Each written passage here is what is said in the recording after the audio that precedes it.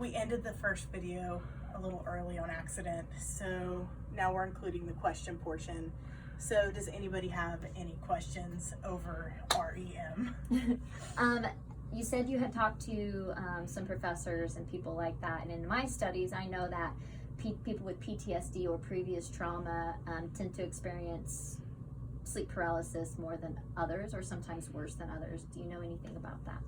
So I talked to Professor Waller here at the school about PTSD and how it could affect REM and how it affects our dream state. And the explanation that he gave me, or at least my understanding of it, was that there are triggers that can happen while we're sleeping or in our dreams that can cause the body to shut down a little more and keep that paralysis there to make sure that we do not injure ourselves or cause any harm to anything around us as well. I know that you showed the dog on there, and I know that humans and animals have basically the same brain structures.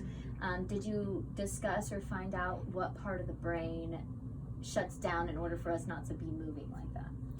On a couple of the websites that I searched, I found that it's the thalamus, I think I'm pronouncing that correct, that controls REM and basically keeps us in that state.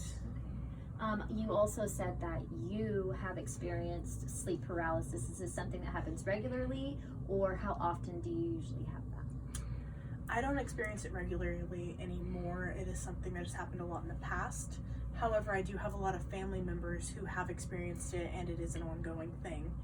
So this pushed me a lot to do a lot more research over it, to understand it better, to maybe help those around me, and also just answer those questions for myself, especially because it's so scary to wake up and not be able to move and think you're awake.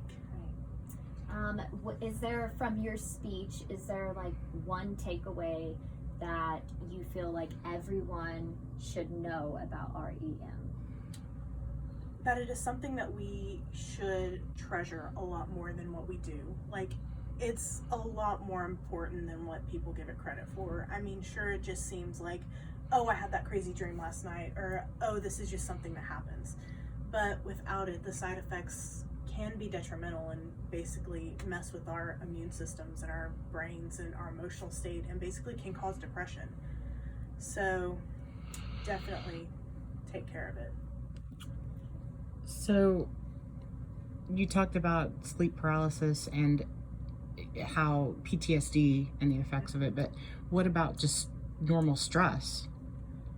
Yeah, stress can have a lot over it as well and cause it to happen more, because the body is, again, essentially freaking out in a way and stresses out other parts of your body as well. Okay.